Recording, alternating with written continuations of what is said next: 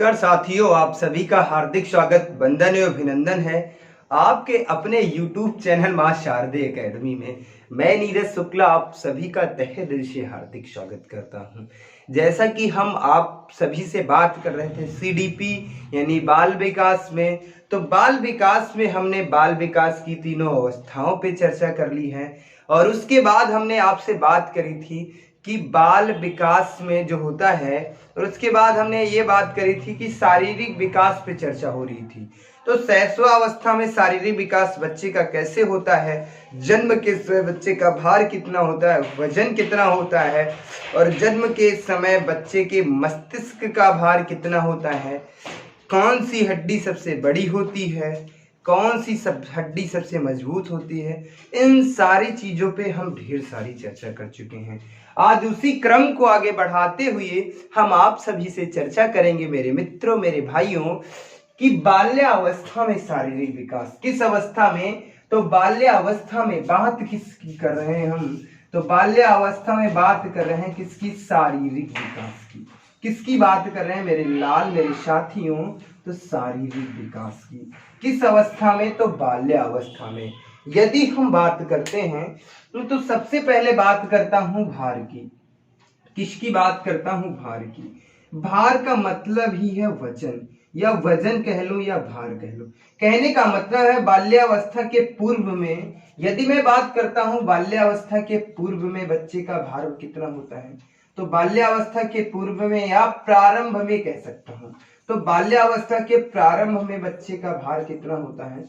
प्रारंभ में, बाल्यावस्था के प्रारंभ में बच्चे का भार कितना होता है? यदि मैं बात करता हूं आपसे, तो 18 से 21 वर्ष के, 21 केजी के मध्य होता है। कहने का मतलब है बाल्यावस्था के प्रारंभ में बच्चे का शारीरिक विकास कितना होता है, शारीरिक विकास का जो भार होता है कितने किलो का होता है, तो 18 से 21 किलोग्राम का होता है। यदि मैं बात करता हूं अंत में, यदि मैं बाल्यावस्था के अंत में भार की बात करता हूं, तो कितने किलो का हो जाता है बच्चा, कितने किलो का हो जाता है, तो उसकी मैं बात करता हूं।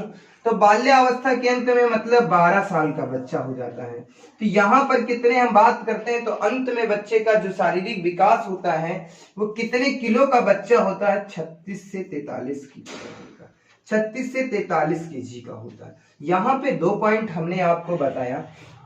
कहने का मतलब है बाल्यावस्था में शारीरिक विकास पे चर्चा कर रहे हैं। किस पे चर्चा कर रहे हैं मित्रों? हम आपसे बात कर रहे हैं कि बाल्यावस्था में शारीरिक विकास पे चर्चा कर रहे हैं। तो सबसे पहले हम आपसे कहते हैं कि भार की बात कर लेता हूं, यानी कि बच्चे का वजन कितना होता है। तो बाल्यावस्था के प्रारंभ में जो बालक का भार होता है मेरे भाई, 18 से 21 किलोग्राम केजी के मध्य होता है। और यदि मैं बात करता हूं कि बाल्यावस्था के अंत तक, यानी 12 वर्ष की उम्र में जो बच्चे का भार होता है वो 36 से 43 किलोग्राम का होता है।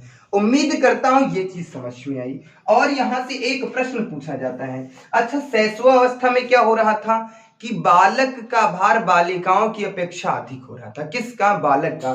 तो यहां पर इसका विपरीत हो जाता है। यहां बालिकाओं का भार, यहां पर क्या होता है? बालिकाओं का भार, यदि मैं बात करता हूं तो बालिकाओं का भार बालकों की तुलना में अधिक होता है। बालकों की तुलना में अधिक हो जाता है। किसकी? तो बालकों की तुलना में अधिक हो जाता है। किसका मेरे भाई? तो बालिकाओं की मैं बात कर रहा हूं।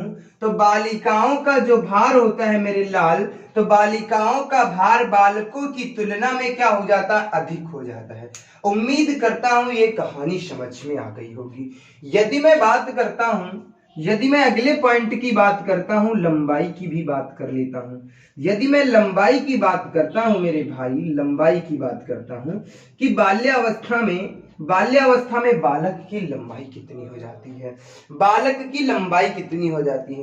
तो कहने का मतलब है मेरे भाई, यदि मैं भार की अपेक्षा बात करूं कि भार की तुलना में, जो भार की तुलना में लंबाई में अल्प मात्र की वृद्धि होती है। कितनी? अल्प मात्र की। यदि मैं लंबाई की बात करता हूं तो मात्र 2 से 3 इंच ही बढ़ती है। यदि मैं मात्र करूं तो बाल्यावस्था में जो लंबाई होती है 2 से 3 इंच बढ़ती है। केवल कितनी बढ़ती है? 2 से 3 इंच बढ़ती है, और ज्यादा बहुत ज्यादा नहीं बढ़ती है। बालक और बालिकाओं की जो लंबाई होती बहुत ज्यादा नहीं बढ़ती है, मात्र 2 से 3 इंच ही बढ़ती है। और यदि मैं बात करता हूं बाल्यावस्था के अंत तक इसकी लंबाई कितनी हो जाती है, बाल्यावस्था के अंत तक लंबाई कितनी हो जाती है मेरे भाई, तो मैं बात करता हूं 23 से 25 इंच। कितनी? 23 से 25 इंच हो जाती है। और यदि सेंटीमीटर की मैं बात करूं तो 105 से 107 सेंटीमीटर की। यदि मैं सेंटीमीटर में बात करूं तो बाल्यावस्था के अंत तक, ये क्या अंत का मतलब है? बाल्यावस्था, बाल्यावस्था के अंत तक जो है, यदि मैं बात करूं कि बाल्यावस्था के अंत तक लंबाई कितनी हो जाती है, तो मेरे भाई 23 से 25 इंच तक बालक की लंबाई हो जाती है। या सेंटीमीटर में बात करूं तो 105 से 107 सेंटीमीटर की हो जाती है। ठीक है। और यदि मैं बात करता हूं और एक बात करता हूं मेरे भाई, तो ये जो होता है इसमें क्या होता है, बालिकाओं की लंबाई जो होती है मेरे भाई, बालिकाओं की लंबाई बालकों के तुलना में अधिक होती। किसकी तुलना में? तो बालिकाओं की लंबाई बालकों की तुलना में अधिक होती। किसकी तुलना में? तो बालकों की, मतलब बालकों की तुलना में अधिक होती है। किसकी तुलना में अधिक होती है मेरे भाई, मेरे लाल, मेरे साथियों? यदि मैं बात करता हूं तो किसकी तुलना में अधिक होती है? यहां पर बालिकाओं की लंबाई अधिक होती है। किसकी तुलना में? तो बालकों की तुलना में अधिक होती है। उम्मीद करता हूं ये चीजें समझ में आ रही होंगी, कोई दिक्कत नहीं। बाल्यावस्था के एक सुंदर सा दृश्य मैं आपके सामने जो दिखाऊंगा, जो जो चीजें मैं बता रहा हूं भैया, ये चीजें इतनी आसान है, कोई दिक्कत नहीं, किसी भी प्रकार की कोई समस्या नहीं। और हर एक परीक्षा में यहां से प्रश्न अक्सर पूछ ही ले जाते हैं मेरे भैया, मेरे प्यारे बच्चों, मेरे साथियों, मेरे मित्रों। यदि मैं बात करता हूं आगे, मैं और बात करता हूं, उम्मीद करता हूं ये जो कहानी हमने आपको बताने का प्रयास किया, ये सारी बेहद आसान तरीके से समझ में आ गई होगी। अभी तक हमने 2 पॉइंटों पे चर्चा करी है, केवल भार पर चर्चा कर ली है और लंबाई पर बात कर ली है। यदि मैं मस्तिष्क की बात करता हूं, मेरे भाई, यदि मैं मस्तिष्क की बात करता हूं, किसकी बात करता हूं? मस्तिष्क या सिर की बात कर लेता हूं। मस्तिष्क की बात करूं या सिर की बात करूं, तो कहने का मतलब है मेरे भाई, मस्तिष्क की बात करता हूं तो मस्तिष्क का सबसे पहले भार की बात करता हूं। तो मस्तिष्क का भार जो होता है बाल्यावस्था में 1250 ग्राम का हो जाता है। कितने का? तो 1250 ग्राम का हो जाता है। यदि मैं बात करता हूं मेरे भाई, मेरे लाल, मेरे साथियों, यदि मैं बाल्यावस्था में बात करता हूं, बाल्यावस्था में मस्तिष्क का भार कितना हो जाता है मेरे भाई, तो 1250 ग्राम हो जाता है। और यदि मैं बात करता हूं 5 से 6 वर्षों में, और यदि मैं बात करता हूं 5 से 6 वर्ष में लगभग 90% बालक का विकास होता है। 90% बालक के मस्तिष्क का विकास हो जाता है। 90% मस्तिष्क का विकास हो जाता है। मस्तिष्क का विकास हो जाता है मेरे भाई। कहने का मतलब है, ये चीज मैं बताने का प्रयास कर रहा हूं कि 5 से 6 वर्ष में बच्चे का जो होता है मस्तिष्क का विकास 90% हो जाता है। और यदि मैं बात करता हूं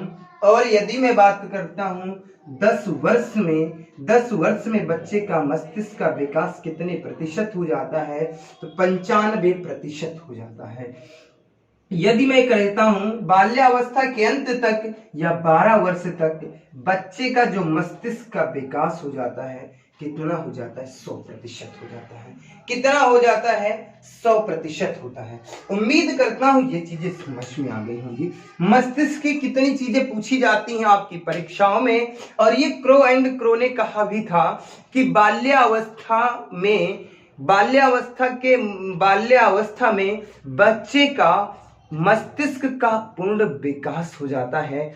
बात किसने कही थी? तो क्रो एंड क्रो ने कही थी। उम्मीद करता हूं मेरे भाई, मेरे लाल, मेरे मित्रों, ये चीजें आपको समझ में आ रही होंगी, कोई दिक्कत नहीं हो रही होगी आपको।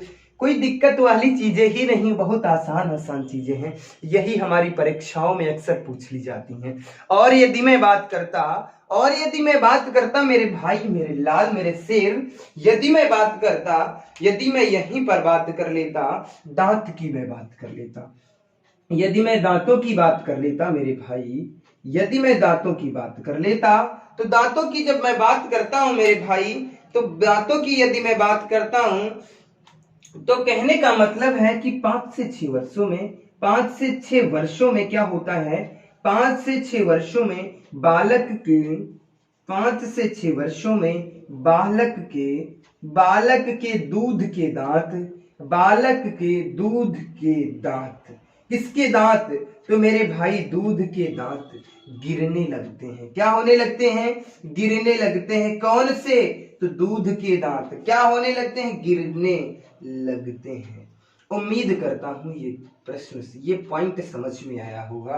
कहने का मतलब है कि 5 से 6 वर्षों में बालक के दूध के दांत गिरने लगते हैं। किसके दांत? दूध के दांत गिरने लगते हैं। और स्थायी दांत, और स्थायी दांत, कैसे दांत? तो स्थायी दांत आना प्रारंभ हो जाते हैं। स्थायी दांत आना प्रारंभ हो जाते हैं। क्या हो जाते हैं?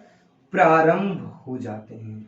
प्रारंभ हो जाते हैं। उम्मीद करता हूं ये भी पॉइंट समझ में आया होगा। कहने का मतलब है कि जो 5 से 6 वर्षों में बालक के क्या है? दूध के दांत गिरने लगते हैं और स्थायी दांत निकलना प्रारंभ होते हैं। और मैं यदि शैशवावस्था की बात कर रहा था, तो वहां पे अस्थायी दांत निकल रहे थे। कैसे दांत थे? अस्थायी। यहाँ पर स्थायी दांत निकलना प्रारंभ हो जाते हैं।